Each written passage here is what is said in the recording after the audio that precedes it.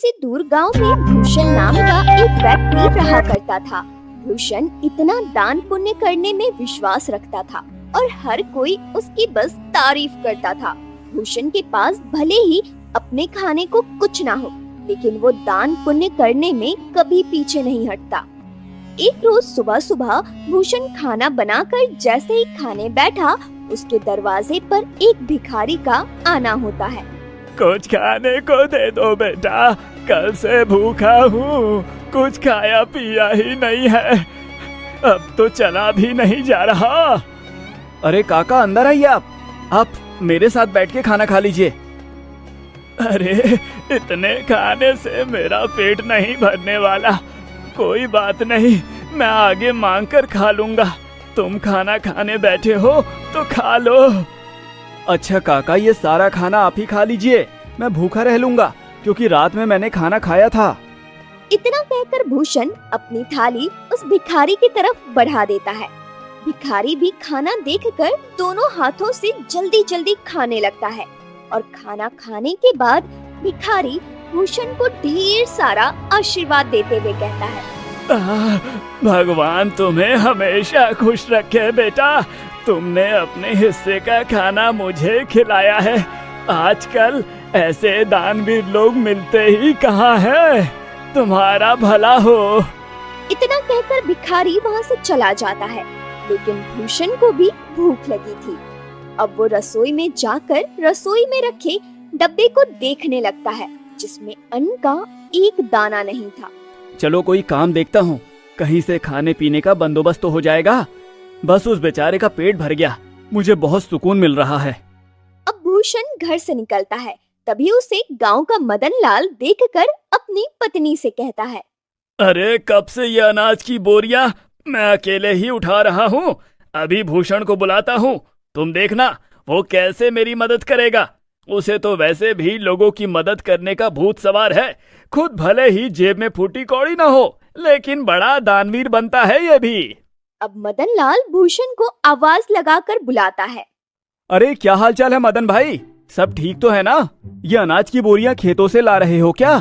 अरे हाँ, खेतों से अभी 10 बोरियां और लानी है, लेकिन मैं बहुत ज्यादा थक गया हूँ, तुम थोड़ा हाथ बटा देते तो मेरा काम जल्दी हो जाता। अरे क्यों नहीं, चलो चलो, मैं आपके साथ मिलकर खेतों से आपके घर तक बोरियां पहुंचवा देता हूँ। बड़ा ही बेवकूफ है, और इससे बेवकूफ बनाना भी आसान है। चलो इसी बहाने मेरी मदद हो जाएगी और थोड़ा आराम भी मिल जाएगा। इतना कहकर मदन लाल भूषण से अब कई सारी बोरियां खेत से घर रखवाता है, लेकिन भूषण तो भूखा था, उसे भूख भी बहुत तेज लग रही थी। अब बोरियां रखने के बाद मदन लाल भूषण से कहता है, बहुत बहुत शुक्रिया भूषण भाई, अगर तुम न होते ना तो मुझे ये बोरियां ढोते ढोते रात हो जाती। कई घंटे बोरियां ढोने के बाद भूषण थक जाता है और अब वो उधार लाला की दुकान से राशन लेकर खाना बनाकर खाता है। अगली सुबह उसके दरवाजे पर किसी के रोने की आवाज आ रही होती है। भूषण नींद में होता है और दरवाजा खोलता है तो देखता है उसका पड़ोसी बिरजू अपनी पत्नी को पीट रहा है। अरे अरे बिरजू, तुम अपनी पत्नी को इस तरह क्यों मार रहे हो? अरे क्यों ना मारूं, मेरी पत्नी मेरी मर्जी, तू कौन होता है बीच में बोलने वाला? देख बिरजू, ऐसे सुबह सुबह मारपीट करना सही बात नहीं है। पूरे गांव के लोग इकट्ठा होकर देख रहे हैं ये सब, ये अच्छा है क्या? अरे भूषण बेटा, तू भी किसे समझा रहा है? इसे समझाना मतलब अपना सिर दीवार पर मारने वाली बात है। जरूर सुबह सुबह चमेली से पैसे मांगने के लिए लड़ रहा होगा, पीने को पैसे नहीं होंगे ना इसके पास। अरे बुढ़िया, चुप कर, ज्यादा बोलने की जरूरत नहीं है। राम राम राम, आजकल के बच्चों को तो अपने से बड़ों से बात करने की तमीज ही नहीं है। अरे मैं तो तेरी माँ की उम्र की हूँ और तू है कि मुझसे बदतमीजी से बात कर रहा है। लेकिन मैंने तो नहीं कहा आपको कि मेरे बीच में बोलने के लिए। इतना कहकर बिरजू फिर से अपनी पत्नी चमेली को मारने लगता है, लेकिन भूषण से ये सब देखा नहीं जाता। और वो बिरजू का हाथ पकड़ लेता है और उसे एक जोरदार तमाचा लगाता है। ये देखकर सारे गांव वाले ताली बजाने लगते हैं। बिल्कुल ठीक किया, ये इसी के लायक है। अरे अपनी पत्नी पर हाथ उठाता है और खुद को मर्द समझता है। हाँ, अरे भूषण भाई, आपने बिल्कुल सही किया। इसे तो मार मार कर गाँव से निकाल देना चाहिए। इसे तो मैं छोड़ूंगा नहीं। मुझे पैसे चाहिए। अगर मुझे शाम तक पैसा नहीं मिला ना तो इसे और भी मारूंगा। फिर देखता हूँ इसे कौन बचाने आता है। अबे ये ले पैसे और अब जा यहाँ से। और अगली बार अगर तूने अपनी पत्नी पर हाथ उठाया ना तो तुझे थाने में डलवा कर अच्छे से कुटाई करवाऊंगा तेरी, समझा? बिल्कुल ठीक किया बेटा। इसके साथ गांव के ढेर सारे लोग ये तमाशा देख रहे होते हैं। उनमें से एक औरत भूषण से कहती है, आप सच में बहुत नेक दिल के हैं। हर किसी की मदद करते हैं, हर किसी का भला चाहते हैं। हम गांव वाले बस आपसे इतना चाहते हैं कि अगला हमारा सरपंच आप ही हो, ना कि वो सज्जन सिंह। अरे क्या बात कही है तूने। ये बात तो काफी समय से मैं दिल में दबाए बैठी थी। अरे हाँ हाँ, बिल्कुल भूषण भाई, गांव का सरपंच बनिए तो गांव में विकास होगा, तरक्की होगी। उस सज्जन सिंह के पास तो गांव के लोग जाने से भी डरते हैं, और रही उसे कुछ बताने की बात तो कोई भी उसके सामने मुंह नहीं खोल पाता। भूषण हर किसी की हर तरह से मदद करता था, जिस वजह से गांव के लोग भूषण को अपना अगला सरपंच बनाने का फैसला करते हैं। अब सरपंच तक ये बात पहुंचती है। सरपंच तिलमिला उठता है। क्या इस भूषण की इतनी हिम्मत? खाने को लाले पड़े हैं, लेकिन सरपंच बनने का सपना देख रहा है। इसे तो मैं छोड़ूंगा नहीं। अरे हाँ मालिक, और तो और गांव वाले कह रहे हैं कि चाहे कुछ भी हो जाए सरपंच तो भूषण ही बनेगा। अब आपको ही कुछ करना होगा, वरना भूषण आपकी गद्दी लेकर ही मानेगा। सरपंच अब सोच में पड़ जाता है कि वो ऐसा क्या करे जिससे उसके रास्ते का कांटा भूषण हमेशा हमेशा के लिए इस गांव से चला जाए। अगले चुनाव में गांव के लोग भूषण को सरपंच बना देते हैं। अब ऐसे ही कई दिन बीत जाते हैं और जब राशन देने की बारी आती है तो सरपंच बड़े ही चालाकी के साथ राशन में मिलावट करवा देता है, जो भूषण को बिल्कुल पता नहीं चलता। अरे बेटा, तुझे सरपंच बनता हुआ देख बहुत खुशी हो रही है।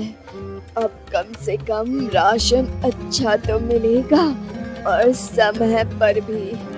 अरे हाँ हाँ, सब कुछ अच्छा ही होगा। आप लोगों ने इतना विश्वास करके मुझे इस गांव का कार्यभार संभालने का जिम्मा दिया है और इसे मैं अच्छे से निभा सकूं, बस यही दुआ करिएगा। अरे हाँ हाँ, अब गांव में विकास और तरक्की आने से कोई नहीं रोक सकता। गांव में राशन बांटने के बाद सभी खुश थे कि उन्हें पहली बार पूरा राशन मिला है, वरना सरपंच सज्जन सिंह तो आधे से ज्यादा राशन काट लिया करता है। लोगों को राशन मिल चुका था, लेकिन अगले दिन पूरे गांव में शोर मच जाता है कि उनके नए सरपंच भूषण ने मिलावटी राशन दिया है। अब गांव वाले एक जगह इकट्ठा होकर भूषण से सवाल करते हैं। हमने तुम पर विश्वास करके तुम्हें गांव का सरपंच बनाया और तुमने हमारे साथ ही विश्वासघात किया। भूषण बेटा, मुझे तुझसे ये उम्मीद नहीं थी। अरे राशन में मिलावट करके क्या मिला तुम्हें? तुम तो गांव के लोगों का हमेशा से भला चाहते थे, तो भला फिर राशन में मिलावट क्यों किया? इतना मिलावट तो सरपंच जी भी नहीं करते थे। हमने तुम्हें सरपंच बनाकर गलत फैसला ले लिया है। बिल्कुल ठीक कह रही है कलावती काकी। अभी के अभी तुम इस गांव से निकल जाओ। तुम इस गांव में रहने के लायक ही नहीं हो। ये सारी बातें चल ही रही होती है कि तभी वहाँ सरपंच आ जाता है। अरे हाँ हाँ, इसे अभी के अभी गांव से निकाल दिया जाए। इस पर विश्वास करके तो हमने बहुत बड़ी गलती कर दी है। अब भूषण को गांव वाले गांव से निकाल देते हैं। सरपंच और उसका नौकर बहुत खुश थे। क्योंकि ये सब किया धरा तो उनका ही था। अब गांव से निकलने के बाद भूषण काफी दूर आ जाता है। वो थक हार कर एक पेड़ के नीचे बैठकर गांव वालों के बारे में सोचने लगता है। जिन गांव वालों का मैंने इतना साथ दिया, खुद से पहले उनके बारे में सोचा, आज उसी गांव ने मुझे निकाल दिया। अरे राशन में मिलावट भला मैं क्यों करूंगा? और अगर मैंने गांव वालों के राशन में मिलावट नहीं की है तो फिर ये सब जरूर सरपंच का काम है। कोई बात नहीं, मेरे इतना कहने पर भी गांव वालों ने मेरा साथ नहीं दिया। मैं इसे कभी नहीं भूलूंगा। इधर सरपंच फिर से अपनी चाल चलता है और गांव वालों का विश्वास जीत लेता है। गांव वाले एक बार फिर सरपंच सज्जन सिंह को अपना सरपंच मानने के लिए मजबूर होते हैं, क्योंकि उन्हें भूषण भी धोखेबाज लगता है। ऐसे ही धीरे धीरे महीना बीत जाता है और भूषण का कहीं अता पता ही नहीं था। एक रोज सरपंच का नौकर जंगल के रास्ते घर आ रहा होता है। तभी वो दो आदमी को बातें करते हुए सुनता है जो भूषण के बारे में बात कर रहे थे। अब वो नौकर घबराता हुआ घर पहुंचता है और सरपंच से कहता है, मालिक मालिक, मैंने दो लोगों को आपस में बातचीत करते हुए सुना है। वो दोनों भूषण के बारे में बात कर रहे थे। वो जंगल में जो झोपड़ी है ना, उसी में भूषण ने आत्महत्या कर ली है और ये करीब एक सप्ताह पहले की बात है। इसका मतलब मेरे रास्ते का कांटा अब हमेशा हमेशा के लिए मेरे रास्ते से हट गया है। चलो अच्छा है। और तो और मालिक, ये बात तो गांव वाले भी जानते हैं। न जाने उन तक ये बात किसने पहुंचाई। हो सकता है उन्हीं लोगों ने पहुंचाई हो जो बातें कर रहे थे। अरे गांव वाले बहुत ही मतलबी हैं। भूषण ने गांव वालों का कितना साथ दिया और गांव वाले भी यही कहेंगे कि भूषण ने शर्म के मारे आत्महत्या कर ली। गांव वालों के साथ साथ सरपंच को भी अब पूरा यकीन हो गया था कि भूषण ने आत्महत्या कर ली है। लेकिन कुछ दिनों बाद भूषण सरपंच के दरवाजे पर पहुंचता है। शाम का समय था, चारों तरफ अंधेरा छा रहा था। सरपंच अपने नौकर को आवाज लगाकर कहता है, अरे सामने देख जरा, कोई खड़ा है क्या? मुझे तो ऐसा लग रहा है कि सामने भूषण है, मतलब भूषण का भूत। मालिक, ये भूषण का भूत ही लगता है। ये आपसे बदला लेने आया है। मैं तो चला यहाँ से। मुझे भरी जवानी में नहीं मरना। मेरे 4 बच्चे हैं और 2 बीवियां हैं। सरपंच का नौकर इतना कहकर वहाँ से दुम दबाकर भाग निकलता है। भूषण जैसे जैसे आगे बढ़ रहा था, सरपंच पसीने से तरबतर था। वहीं रुक जा भूषण का भूत, तुझे क्या चाहिए? मैं तुझे सब कुछ देने के लिए तैयार हूँ, अपना घर, जमीन, पैसा, लेकिन मुझे मारना मत। मैं तुम्हें नहीं छोड़ूंगा। तुमने मुझे बदनाम किया है। अब तुम ही ये सच गांव वालों के सामने बोलोगे, वरना मैं तुम्हें मार डालूंगा।